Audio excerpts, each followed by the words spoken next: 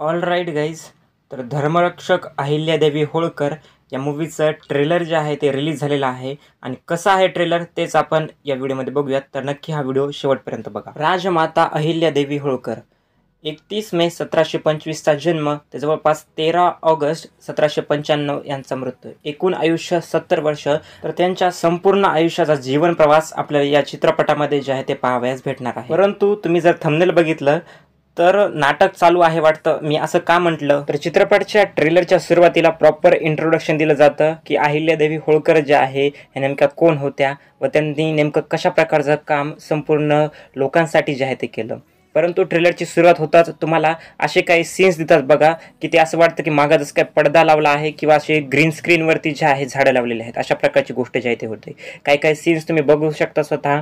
तुम्हाला दिसतील की कशा प्रकारे अशा नकली असल्यासारखं वाटतात. फायटिंग सीन्स असतील हे नकली आहेत असं संपूर्ण आपल्याला जाणवतंही. या ठिकाणी मराठी चित्रपट जे आहेत पहिलेपासूनच मागे पडताना दिसत आहेत आणि याही चित्रपटाविषयी तीच खंत मला कुठेतरी जाणवली ट्रेलर बघताना. बाकी नो डाऊट मूवीचे जे डायलॉग डिलिव्हरी जे आहेत आणि त्यासोबतच मूवीचं जे म्युझिक आहे ते खूप चांगलं वाटत आहे. जे शेवटचं गाणं आहे बघा ते देखील मला बऱ्यापैकी चांगलं वाटलं आहे.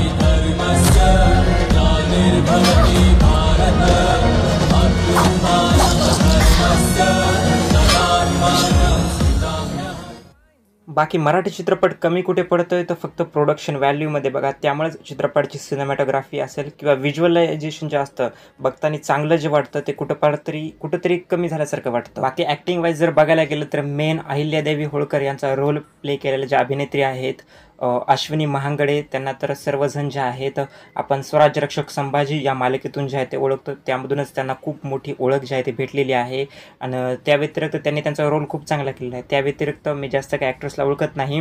संजय खापरे जे आहेत त्यांचा एक रोल ते देखील एक मला चांगल्या प्रॉमिनंट रोलमध्ये क्वाईट गुड आहेत मी असं म्हणेल. ते देखील चांगल्या प्रकारे रोल जे आहे ते करत आहेत. बाकी आय एम नॉट द हेटर ऑफ मराठी मूवीज मी असंच म्हणेल.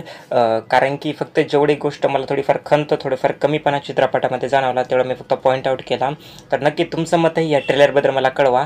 मी तरी क्वाईट एक्सायटेड आहे. तुम्हाला हे ट्रेलर कसं वाटलं व कसं नाही नक्की कमेंट सेक्शनमध्ये कळवा. थँक्यू.